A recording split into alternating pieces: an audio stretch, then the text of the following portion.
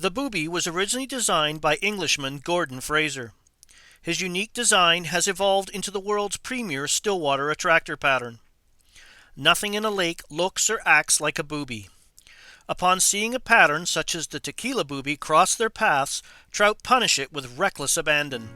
Here are the materials you will need to stock the booby section of your fly box.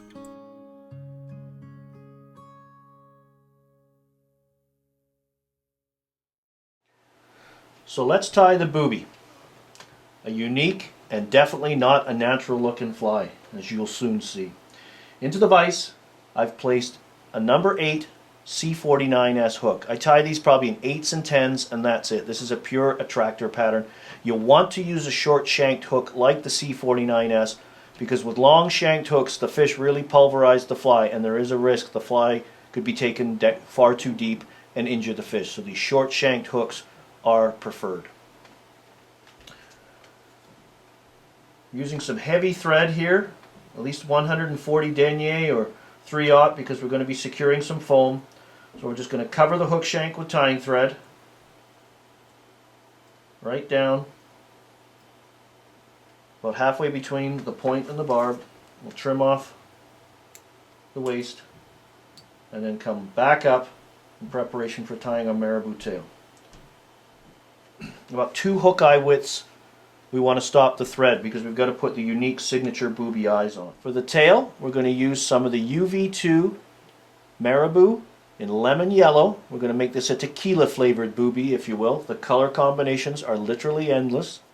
I've selected a plume for the tail, nice and bushy fibers, and I'm just going to strip one side off, which I will pinch to length. So we're just going to start up near the tip, strip, and when I can't manage the strip anymore, I literally fold what I stripped onto what I haven't stripped and continue this process as I strip and roll the fibers from the stem all the way down.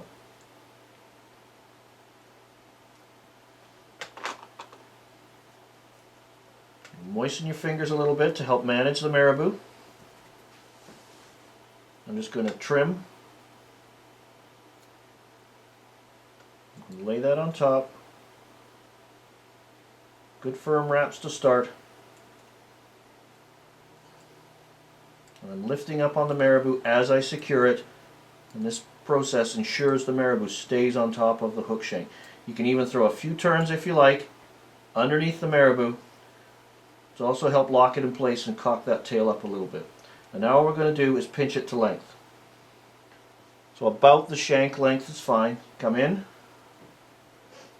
and just tear in manageable clumps, and you have a nice stubby little tail that's going to pulse and come to life in the water.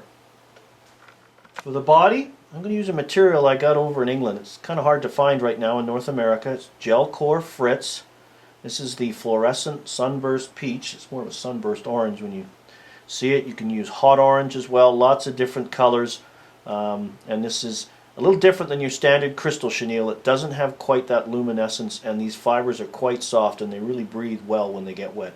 You can see that address there, flybox.co.uk, if you want to order some of this stuff for yourself. So I'm now going to tie in the Fritz body. Using my thumb and forefinger, I've stripped away the fibers to expose the core, and then tie it in by that thread core right down to the base of the tail. Carry the tying thread forward, and again stopping about 2 eye widths back from the hook eye. And now we're just going to start winding this body, close touching turns. With each turn I'm kind of pulling on it and sweeping the fibers back. I want to pack this material in there to form a dense, mobile body.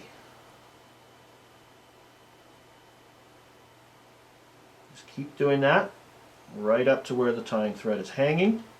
And again, stop short rather than going too far, because we've got a factor and we've got a set of eyeballs to tie on this fly yet. And we'll just stroke everything back and put a few securing wraps in front. And we're ready to remove our excess Fritz. So we're just going to come in on top with the scissors points, get in there, a little nip, and then we can take our thumb and forefinger, stroke everything back, and expose You can take your thumb and forefinger like this too, and almost like packing deer hair. Just push it back. You want to make a nice clear path. Nice thread. What I'm building now is a nice thread ramp. Nice firm base to tie on our eyes. And there we go. Without the eyes, you could carry this a little forward. We'll probably tie this at a later date. And you've got a blob, which is another famous English attractor pattern. But now we're going to tie in the signature eyes. And for the eyes, we're going to use some pre-made Rainey's white foam Boobie round eyes in medium for this number 8. You can get them a large as well, but these medium eyes is kind of the size I like. They have nice buoyancy. You can certainly form your own, but these are already pre-made little foam dumbbells. And how I like to tie them in is to come down, take the tying thread, and go around a couple of times like this. And now I'm just going to wind the tying thread forward. Sorry, not exactly forward, but just wind it up to the hook shank, go around, and eventually you've locked those eyes right in place on top of the hook. Use the thread to carry them in place. A lot easier than trying to hold them and figure eight them in place. And then once you got them in, this is where your heavy thread comes in, because you can get that thread pressure. And you don't want to go as tight as you can right away, kind of a tighter, tightest philosophy. And you figure eight those in, pull back and expose the hook eye, and then we're just going to take our whip finisher, hold those eyes back,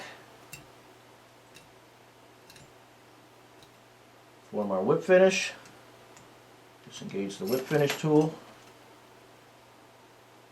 and your boobie is complete. All we need to do is add a little cement to the eye area. So what I do is I'll rotate the vise a little bit, pull these eyes down a bit to part them, place a dab of super glue there, and then a little bit on the underside.